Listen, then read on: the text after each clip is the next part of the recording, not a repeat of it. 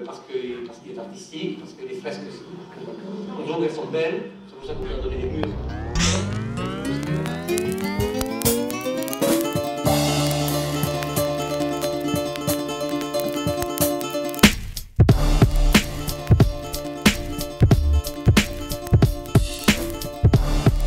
Pour moi, c'était important de faire l'avant-première à Paris 8, c'est là où on a tourné le film. Et je trouve ça vachement bien de revenir là où est née cette utopie de croiser les cultures entre des gens qui étaient très très cultivés, qui avaient Bac+8, agrégés de philo, tout ça, qui s'intéressaient à des banlieusards et qui disaient la culture hip-hop, elle est aussi importante que Sartre et Simone de Beauvoir. Et ça, c'est révolutionnaire. Au sein d'une université publique, on a voulu éclater la verticalité du savoir, de l'élite, et montrer qu'il y avait des choses qui émergeaient des banlieues, qui étaient magnifiques. Et donc il s'est passé quelque chose d'incroyable ici, à Paris 8. Et donc la série relate avec des archives exceptionnelles, inédites.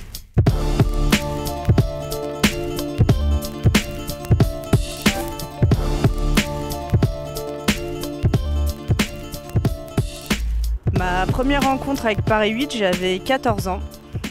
Et c'était tout à fait par hasard, hein. Je venais pas pour m'inscrire à la fac. C'est Georges Lapassade, complètement fou et avant-gardiste, qui est venu un peu nous chercher.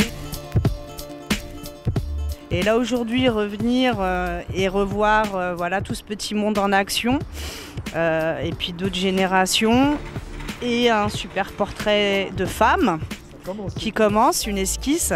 Je trouve ça très bien, ça veut dire que voilà, il y a encore des traces qui reviennent sur d'autres traces. Mais de faire un truc ici, moi j'ai jamais peint ici, pour moi c'est un honneur, pas juste parce que je peins là où il y a eu des graffeurs, mais parce que c'est la fac, c'est aussi les études, faire des choses. Et pour moi le hip-hop c'est juste de l'intelligence, donc mélanger de l'intelligence avec le hip-hop, le graffiti, pour moi c'est parfait.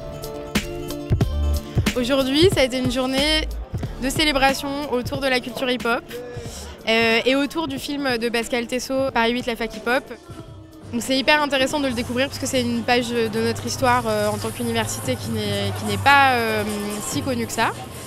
Et donc ce film permet de le découvrir et nous on s'est dit autour de ce film que ça serait intéressant de montrer l'actualité de cette culture-là et de montrer qu'il y a encore de jeunes talents à découvrir à l'université.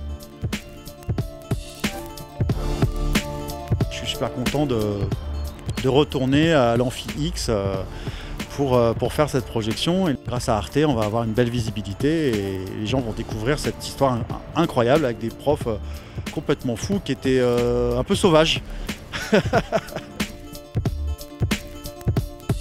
C'est assez compliqué quand on n'a pas vécu, parce qu'il faut vraiment remettre ça dans un contexte.